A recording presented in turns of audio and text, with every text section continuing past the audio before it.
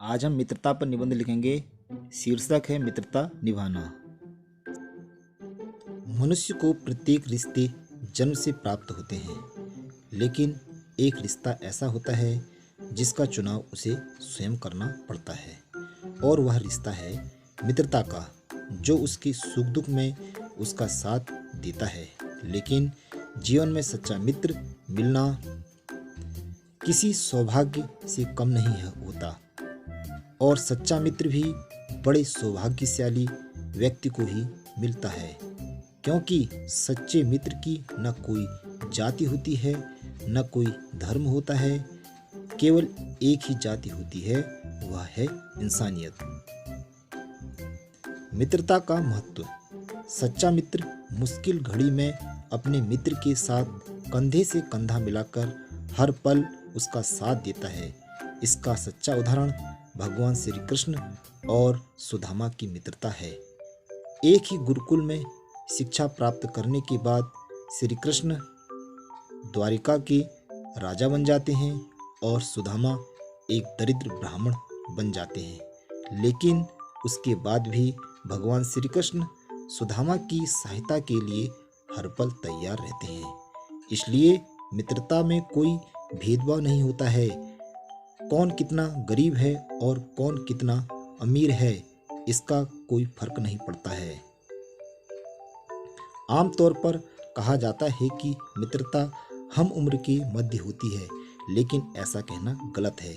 मित्रता किसी भी उम्र में किसी भी व्यक्ति के साथ भी हो सकती है, चाहे उसकी उम्र कितनी ही क्यों ना हो।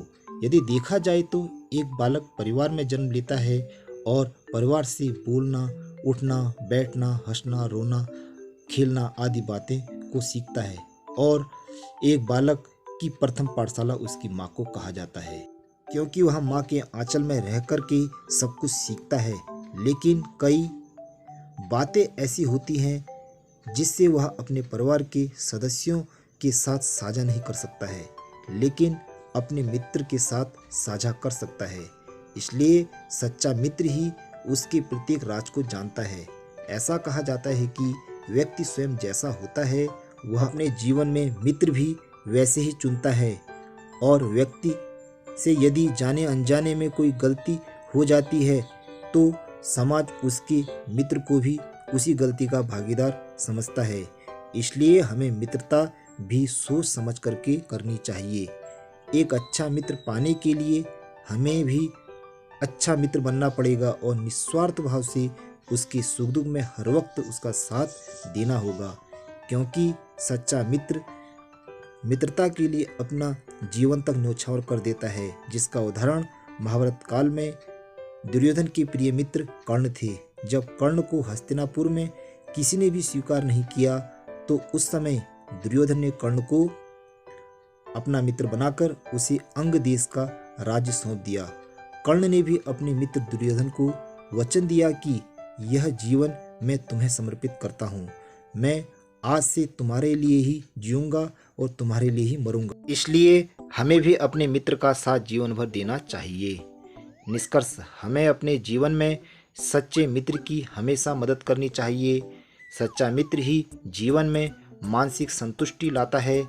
हमारी खामियों को अनदेखा करके भी हमें स्वीकार कर लेता है। इसलिए सच्चा मित्र एक अनमोल रत्न है, जिसका साथ अपने जीवन में कभी नहीं छोड़ना चाहिए। Thank you.